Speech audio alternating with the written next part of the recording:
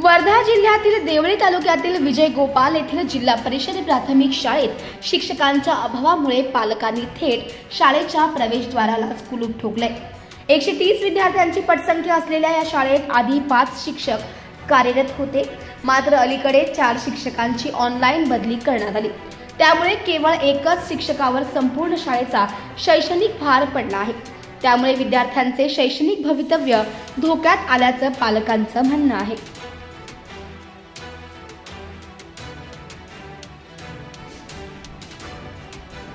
या परिस्थितीचा निषेध म्हणून शाळा व्यवस्थापन समिती आणि पालकांनी शाळेसमोर ठिय्या आंदोलन सुरू केले।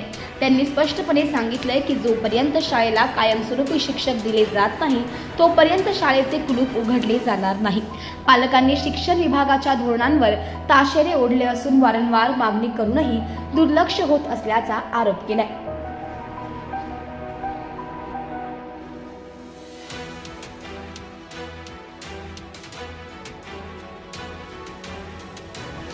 स्थानिक आंदोलक आणि पालक म्हणत आहेत की शिक्षण हा मूलभूत हक्क असून त्यासाठी योग्य त्या सुविधा आणि शिक्षक मिळाले पाहिजेत।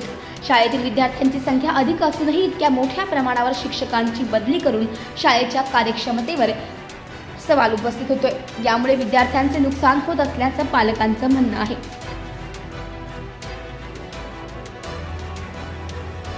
या आंदोलनात सहभागी असलेल्या व्यक्तींनी माध्यमांशी बोलताना सांगितले की आमचं आंदोलन शिक्षक मिळेपर्यंत सुरू राहणार।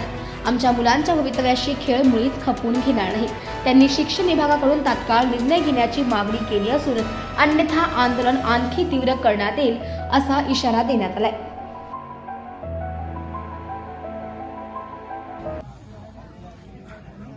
एकशे 30 ची पटसंख्या असलेली विजय गोपाल येथील जिल्हा परिषद प्राथमिक शाळेमध्ये चालू शैक्षणिक वर्षामध्ये 5 पैकी 4 शिक्षकांची बदली झाल्यामुळे शाळा व्यवस्थापन समिती आणि पालक वर्ग संतप्त झालेला आहे आणि यामुळेच आज शाळेला कुलूप लावून सर्व विद्यार्थी, पालक वर्ग आणि गावकरी शाळेच्या बाहेर बसलेले आहे।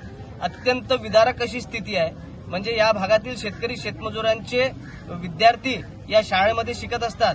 एकीकडे त्या विद्यार्थ्यांचे वडील असलेले शेतकऱ्यांची सुद्धा परिस्थिती अत्यंत दयनीय आहे आणि यामध्येच विद्यार्थ्यांचं शिक्षकांअभावी नुकसान होत असल्यामुळे सगळे गावकरी या ठिकाणी आक्रमक झालेले आहे। जोपर्यंत या शाळेला पूर्ण 5ही शिक्षकांची नियुक्ती होत नाही तोपर्यंत हे आंदोलन मागे घेणार नाही असा निर्धार या ठिकाणी सगळ्या पालक वर्गांनी आणि इथल्या शाळा व्यवस्थापन समितीने निर्धार केलेला आहे।